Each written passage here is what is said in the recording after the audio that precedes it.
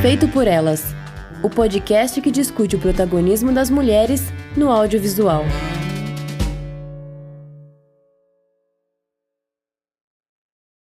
Oi, gente, eu sou Isabel Wittmann e antes de começar nosso programa de hoje, eu só queria frisar que o nosso site está super ativo. A gente tem críticas, entrevistas, comentários, listas, notícias. Vocês devem ter acompanhado a nossa cobertura recente da Mostra de Cinema de São Paulo, né, que foi uma loucura. A gente produziu muita coisa, foi uma cobertura bem completa, incluindo as críticas, as entrevistas e também o podcast. Então, se você quiser ajudar o projeto a se manter e, quem sabe, pagar um cafezinho para as críticas que estão produzindo esse conteúdo para o site, nós temos várias opções de financiamento coletivo que você pode conferir no www.feitoporelas.com.br/apoie ou no nosso maravilhoso Pix, que é o nosso e-mail contato@feitoporelas.com.br. E uma forma de nos ajudar também é recomendar o nosso projeto para qualquer pessoa que pode se interessar por ele. Então, espalhar a palavra aí do Feito por Elas para quem possa se interessar pelo nosso projeto. E no nosso programa de hoje, nós vamos conversar com Tatiana Wisniewski, que está em Los Angeles, trabalhando como coordenadora ou gerente de pós-produção em filmes como Garfield Fora de Casa, É Assim que Acaba e Eleanora Grande, e outros, né? Então, uma filmografia já bastante grande. E a gente ficou curiosa, né, para saber o que seria a gerência de pós-produção, né? O que essa função, o que se faz na gerência de pós-produção, como é que trabalhar em Los Angeles, mesmo em Hollywood. Então, vocês vão conferir essa conversa agora. E hoje a gente vai ter uma conversa muito interessante. A gente tem uma convidada especial aqui com a gente hoje, que é a Tatiana Wisniewski. Eu não sei se eu pronunciei certo o seu sobrenome. Wisniewski, quase. Wisniewski, desculpa. Então, a Tatiana Wisniewski, a Tatiana ela é supervisora de pós-produção. E eu fiquei pensando, né, que a gente aqui no Feito por Elas, a gente já entrevistou muitas profissionais da área do cinema ao longo desses anos. E quando a gente pegou o seu contato, eu fiquei pensando, né, nossa, pós-produção, né? A gente já pegou entrevistas com profissionais da frente das câmeras e profissionais atrás das câmeras que trabalham na área de pré-produção. Mas a gente nunca tinha entrevistado ninguém que trabalha com pós-produção, né? Então eu achei que seria uma oportunidade bem interessante de justamente esclarecer e conversar um pouco sobre o que seria exatamente, né, a atividade de pós-produção, né? Então, começando pelo começo, né? Eu queria te perguntar, Tatiana, justamente sobre a sua formação, né? Você é de Curitiba, certo? Isso. E, e você se formou em cinema pela Unisul, né? É, qual que foi o campus? Onde que você estudou na Unisul? Eu estudei em Pedra Branca. É que eu comecei, na verdade, na Federal do Ceará, em cinema Ah, lá. Só uhum, que depois, no meu primeiro semestre, começaram as greves e tudo mais. uhum, Daí já estava sem aula 1, 2 semanas. E daí é complicado também, tá tão longe de casa e não tá tendo aula. aham. Daí acabei transferindo para Unisul na Pedra Branca. Ah, que legal! Então, eu também fiz UFSC, então, na verdade, eu não morava em Floripa, eu morava em São José, então tava por ali, Palhoça, São José, ali pela redondeza, né? Então, e aí, depois, tu se mudasse para os Estados Unidos, né? Em que ano que tu chegou nos Estados Unidos? Eu vim para cá, acho que era 2018, que daí eu comecei a estudar na UCLA, fazer meu mestrado em cinema também. Ah, que bacana. Nossa, bem recente então mesmo, né? E o teu mestrado em cinema, ele já tinha alguma relação direta com a área de pós-produção? Ou em que momento que tu resolveu realmente entrar nessa área? Então, na verdade, é um mestrado mais de escrita e direção, só que Uhum, No primeiro ano, eles fazem, porque é um mestrado longo, um mestrado de 4 anos, mas no primeiro ano eles fazem um ano bem compreensivo de estudar tudo, estudar até de iluminação, câmera, edição, para ter uma noção geral para a gente fazer os nossos filmes. E eu sempre tive uma facilidade para edição, eu sempre gostei de softwares e tudo mais. Uhum, Então, aí eu comecei a me envolver mais e conversar cada vez mais com os professores de edição, e daí até para ajudar a pagar, que a UCLA tem um programa que se você trabalha, como se fosse de monitoria, você ganha, né, o desconto na mensalidade e um salário, né? Então, é uhum, maravilhoso. Aí, como eu ia bem, eu comecei a conversar com os professores, daí eu fui contratada primeiro para edição de som, e daí ajudar na aula de edição de vídeo, e daí ajudar como se fosse um suporte para todos os alunos de graduação e pós em pós-produção na universidade. Então, isso foi meio que o caminho, eu fui cada vez mais por lá, e daí fica, eu gosto, né? Porque é uma área bem técnica, mas eu sempre gostei também na escola de matemática e física e isso, então pós-produção eu tenho até um pouco de programação, código, então dá uma uhum. misturada das duas, né? Agora, assim, explicando, inclusive, assim, falando do meu desconhecimento, né? Explica para quem estiver assistindo, ouvindo a gente e não tiver noção nenhuma, o que que uma supervisora de pós-produção faz efetivamente. Então, eu acho que o maior assim, o que muita gente não sabe é que, na verdade, a gente começa a trabalhar na pré-produção, né? Então, ainda quando tá no Uhum, roteiro e tudo mais, primeiro até em questão de orçamento, né? Porque dependendo do filme, pós-produção pode custar muito dinheiro ou pode ser uma área menor. Mas, assim, digamos, filmes que tenha bastante efeitos especiais e, né, de tela verde e tudo mais, nossa, aí vai uhum, uma grande parte do orçamento vai para pós, né? Mas daí começa, então, na pré-produção, no roteiro, vendo isso, vendo questão se tem lendo falar, ah, será que isso vai ser efeito especial? Será que isso é tela verde? Será que isso vai ser no set? Então, nisso, já começando a formar um orçamento, daí até de contratação de editores, assistentes e o local que você vai fazer a pós, que daí tem sempre uma empresa que daí vai receber toda a mídia para daí fazer a conversão, né, dos arquivos que os editores eles editam com o arquivo tudo minimizado, né? Porque senão nossa, o filme que a gente está gravando agora são quase 90 terabytes de material. Então, imagine nossa. editar com tudo isso, é absurdo, né?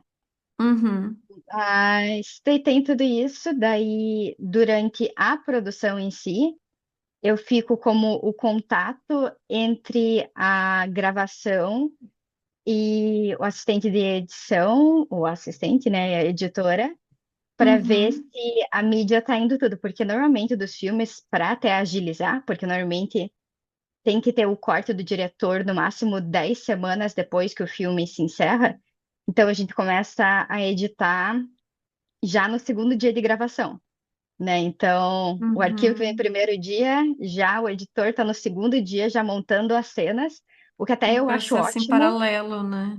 Não, é maravilhoso, até porque às vezes o editor está gravando, colocando uma cena, né, junto com a outra, e daí já nota, tipo, epa, isso aqui não fez sentido, não conectou com isso, né? Então dá tempo Uhum. ainda de regravar tal coisa para botar, né, Hum, e facilitar. Ou até às vezes que teve também de você tá depois vendo e, nossa, falhou, teve um arquivo que ficou corrupto e precisa, é uma cena assim essencial para o filme, assim, digamos, é a última cena do filme.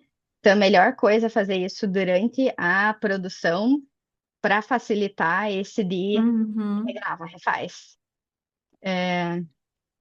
Mas aí tem, daí agora a gente está no começo da pós, que daí é isso da. A gente está fazendo o primeiro corte do filme, Então, tá mais de ajudando a editora e assistente, e junto com a casa de pós-produção, que daí vem a parte do orçamento, começa a vir aquelas contas gigantes, e isso, e Uhum. negociar, né? De tal pessoa dá para fazer desconto disso ou aquilo, e daí começa mixagem de som e fazer correção de cor, efeitos especiais, tudo mais. Até que daí termina, né? Chega o filme pronto e começa a parte de vendas, que daí a gente começa a ver de criar um trailer e tudo mais para venda do filme, ou até o material para distribuição de festivais. Até que daí finalmente se consegue, né? Sempre consegue, né? Vender o filme para alguém, que daí entra na parte da distribuição, que daí a gente vai ver, digamos, a Universal pede uma coisa, mas a Netflix tem outras exigências, né? Você tem que criar Uhum. todos esses arquivos para entrega, daí pronto, começa o próximo filme. Então, basicamente, é a organização de todas as etapas de juntar a montagem, os efeitos visuais, a sonorização no arquivo finalizado, mas também as etapas de finalização do filme propriamente para essa distribuição posterior. Seria mais ou menos isso? Um Isso, acompanhamento do produto finalizado também. Está incluso isso. Nossa, é Tá tudo. muita coisa, né? Não, mas é bacana. E ainda mais trabalhando, que nem eu tô num estúdio pequeno, tem projetos que a gente faz que são, assim, projetos mínimos, que nem documentários pequenos, que tem um orçamento super baixo. Então, que nem isso que a gente fala, de ter a facilidade, né, de conversar com uma casa de pós-produção e tudo mais, esses filmes não têm orçamento, né? Então, várias Aham. vezes, eu que tô criando, que nem tem um agora que a gente está distribuindo para festivais, que é um documentário super bacana sobre o fotógrafo que criou a frase do Black is Beautiful, só que a Sim. gente não tem dinheiro por ser um documentário pequeno. E daí eu que estou criando o DCP, os arquivos, tudo para mandar para os festivais. Então é também uma outra responsabilidade que vem, eu fiquei, meu Deus, porque aí essa parte eu diria que me dá um pouco de nervoso, que nem eu tive um filme que eu que criei para ir para um cinema, que era o John Legend que ia apresentar. E daí a gente fica pensando, meu Aham. Deus, vai que eu exportei errado, vai que eu botei um setzinho errado, né? Mas é legal, né? Mas assim, olhando a lista dos filmes aonde você trabalhou, tem alguns títulos bastante grandes, assim, né? O filme do Garfield, o It Ends With Us. Eu particularmente gosto do documentário Will and Harper, né? Que o Uhum. documentário da Netflix, acho muito sensível, assim, o trabalho que foi feito nesse documentário. Tem o Eleanora Grande, que foi a estreia da Scarlett Johansson na direção, que passou no Festival de Cannes. Enfim, tem alguns títulos, assim, de filmes, trabalhos grandes, assim, né, que estrearam recentemente, né? E tem algum desses projetos em particular que você destacaria que, particularmente você mesmo, gostou, em especial, de ter participado? Então, eu diria que tem, na verdade, alguns. É complicado, né? Pô, é assim que acaba. Foi bacana de participar, mas agora com o processo e tudo mais, a gente fica, né? Parece que daí a memória do projeto dá uma. Que agora tá dando dor de cabeça, né? Mas foi muito bacana trabalhar em Gran Turismo, que também foi um filme gigante que Sim. pegou no cinema, e Uhum. que, na verdade, eu trabalhei em efeitos especiais, e não em pós-produção do filme. Uhum. Foi, na verdade, meio que assim, de última hora, porque eu estava num período entre vistos, quando eles estavam assim, tinham começado, então eu não podia trabalhar, né?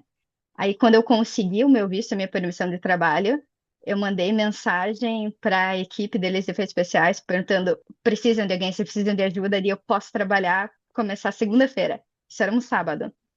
Aí a supervisora falou já de tipo, ok, só que né, a gente não tem orçamento mais para ter ninguém. Eu falei, aceito qualquer coisa que tiver, porque eu só quero fazer parte, né? Aí Uhum. Eu acabei trabalhando só, acho que 2 ou 3 meses no final, mas daí acho que tava naquela vontade de voltar a trabalhar, tava trabalhando de segunda a segunda, mais de assim, 100 horas por semana, e fazendo, nossa, de ver o tanto que tinha de efeitos especiais naquele filme, né? Porque você não pode botar o ator em perigo, né? Então, assim, tudo de corrida de carro e vidro quebrado, era tudo falso, né? Mas foi, meu Deus, uma quantidade assim absurda. A gente tava lá trabalhando no na Sony, mas eu achava legal, na verdade. Óbvio que também era porque eu não trabalhava faz tempo, mas daí saindo 2 da manhã e vendo assim aquele estúdio só assim com as luzes da noite, você andando sozinha lá no meio, tava assim bem cinemático. Mas foi bacana porque foi realmente uma quantidade absurda assim de trabalho que precisou ser feito, porque assim muita coisa mudou, foi assim imprevista, sabe? E daí até a gente é ok o filme, só que quando tá vendo efeitos especiais, normalmente você vê tudo sem som, né? Pra realmente Uhum. prestar atenção no filme. E daí quando a gente teve a exibição do filme pela primeira vez, que teve assim do da equipe que eles estavam mostrando, que foi a primeira vez que a gente assistiu com som e com música e tudo mais. Foi engraçado que a nossa equipe inteira se olhou e falou, tipo, nossa, um filme legal. Porque não tinha noção antes, né? Então esse foi um momento bacana de todo mundo perceber de, tipo, gostei, né? Mas... E na tua área existe essa questão de trabalhar dentro de sindicato ou é uma área que não é sindicalizada? Então, efeitos especiais não é Aham, sindicalizado. Eu sei que teve, assim, conversa de vai e volta deles tentando, mas ainda não foi para frente, e também essa parte mais burocrática da pós, que é, né, de supervisão, uhum, gerenciamento, e não a parte de edição, também não é. uhum, Então, são duas áreas que, assim, não se enquadram, mas eu, pelo menos, né, por sorte até, né, porque tem muita gente incrível que está sem trabalho, conseguiu um emprego num estúdio, que daí eu tenho os benefícios, né, de plano de saúde e tudo mais por causa do trabalho fixo, porque se eu tivesse contratada freelancer pela produção, não tem, porque não tem sindicato, né? aham. E com essa questão também do cenário profissional nesse momento, com essa formação dos monopólios, com o crescimento do streaming, um estúdio comprando o outro e todas essas coisas que têm acontecido, né? E a perspectiva disso a longo prazo, né? Como que você enxerga isso afetando a tua área de trabalho, assim, nesse momento? Dá um pouco de medo, para ser bem sincera, porque primeiro que assim, não que a Netflix não tenha projetos ótimos, ótimo, óbvio que tem, só que a Netflix é bem conhecida por fazer o máximo pelo menor preço, sabe? De assim, Uhum, tentar um monte de produção e tudo mais.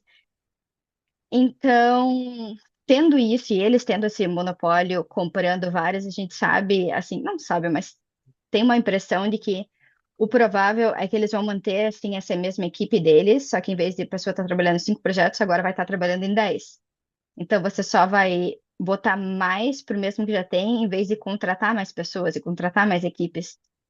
Então, dá um medo que mais gente ainda vai ficar sem trabalho, sabe? uhum, Porque daí eles só vão usar, assim, quem eles já têm, já tá no payroll deles ali para não gastar mais, né, de contratação. aham, Fora que também streaming, como eles querem volume, não tem tanto isso de até assim de gravar em locação e construir cenário, e construir isso, tudo mais, que eles querem um preço barato, então a simplicidade, e isso também diminui o tamanho das equipes, né? Então uhum. dá um pouco de uma ansiedade para ver se eles vão implementar o sistema que eles têm em tudo ou se eles vão adaptar o sistema, né? Mas não sei. É. Para fechar, eu queria saber se quais são as tuas expectativas daqui para frente, assim, o que que tu planeja fazer e se tem algum projeto em específico engatilhado que tu gostarias de compartilhar e que tu pode compartilhar, né? Já pode contar pra gente, assim, que tu tem em mente para trabalhar e já pode adiantar, assim, que vem por aí. Assim, para o futuro, eu acho que especialmente pós-produção, a gente tem que aceitar que a inteligência artificial tá vindo e vai só aumentar. Então, assim, é uma coisa que no começo tentava lutar contra, mas agora, assim, cada vez mais, acho que faz um ano percebi de, tipo, não tem muito o que fazer. Então, comecei a estudar sobre e até fazer cursos e tudo mais para a gente aprender, porque eu não acho que vai substituir todos os trabalhos, mas com certeza, assim, a inteligência artificial vai substituir algumas coisas, só que também vão gerar, assim, novos trabalhos, que nem eu acho que a gente está num futuro, assim, bem próximo de ter, tipo, coordenador de inteligência artificial, coordenador disso, que é quem vai estar Uhum. lá administrando esses softwares, né? Então, isso é uma, eu diria que é uma previsão meio certeira para o futuro, mas que nem mudou de filme para digital, do DVD para, né, até o streaming e tudo mais, a gente tem que ir com os tempos e tentar adaptar e tentar continuar fazendo, porque eu tento ser, né, positiva e achar que isso vai dar mais oportunidades, tomara, e não tenha uma redução, mas vamos ver, né? É, mas e projetos? Deixa eu ver, pode falar. Eu tenho, na verdade, dois. Tem um da empresa e um pessoal meu, até da produtora que a gente está fazendo. A gente começou agora de orçamentos e tudo mais do filme da Audrey Hepburn. Então, tomara que vá para frente, que tenha tudo aprovado, porque dando tudo certo, a gente tem até uma data de gravação. Eu diria que é assim no futuro próximo. Então, tomara que vá, porque eu acho que esse seria um filme muito bacana. E eu tenho de pessoal, eu admito que eu amo filme de terror, acho filme de terror tão incrível. E esse ano foi um ano maravilhoso para filme de terror, né? É... Ai, não, é tão bom, porque eu sinto que o terror, isso que eu falo para as pessoas, que você pode trazer causas assim, até políticas sociais, e exagerar de um jeito absurdo, né? Até que nem a gente viu Uhum. eu não sei o título em português, mas Bring Her Back, que fala sobre luto da mãe. Uhum. E é assim uma dor absurda, mas vê do terror que ela faz de tudo até de, meu Deus, de matar uma criança e tudo mais, porque o terror você pode fazer uma coisa, né, tão gigante. E eu tô fazendo agora, tô terminando um curta-metragem sobre uma gravidez indesejada, que é num local que aborto é ilegal. E daí de ver aquilo dela passando por a situação que, tipo, até ali, fala, né? Não é que não quer ser mãe, quer, mas não quer agora, porque ela é uma adolescente. Então, daquilo Uhum. crescendo e ela começar a ver que, meu Deus, é um monstro, é alguma coisa, porque ela não quer, né?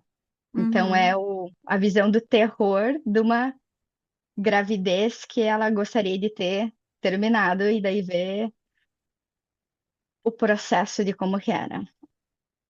E você dirige daí Isso, eu essa dirigi e daí direção. agora Aham. tô editando. Ah, legal. Nossa, foi muito legal saber um pouco mais sobre esse processo de pós-produção e saber como que é o trabalho realmente de quem está trabalhando em Hollywood, né? Quem está fazendo esses filmes que chegam pra gente, né? Então, aqui acompanhando no Brasil, né? E obrigada, Tatiana, obrigada pela sua disponibilidade em conversar com a gente aqui no Feito por Elas. E parabéns e boa sorte com o seu trabalho aí. Ah, não, muito obrigada. Obrigada a você, foi muito bacana, gostei muito. Espero que vocês tenham gostado dessa entrevista. Aproveita para seguir o Feito por Elas nas nossas redes sociais. A gente está no Blue Sky, no Instagram, no Letterboxd. É só procurar lá por Feito por Elas. Avalie a gente e deixa o seu like no aplicativo da sua preferência. E além do site, os nossos programas estão disponíveis em todas as plataformas de podcasts e também no YouTube.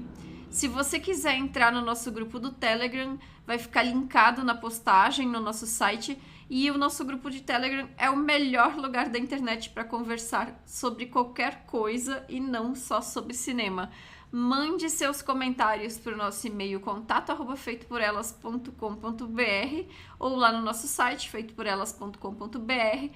Valeu demais pela audiência e até a próxima.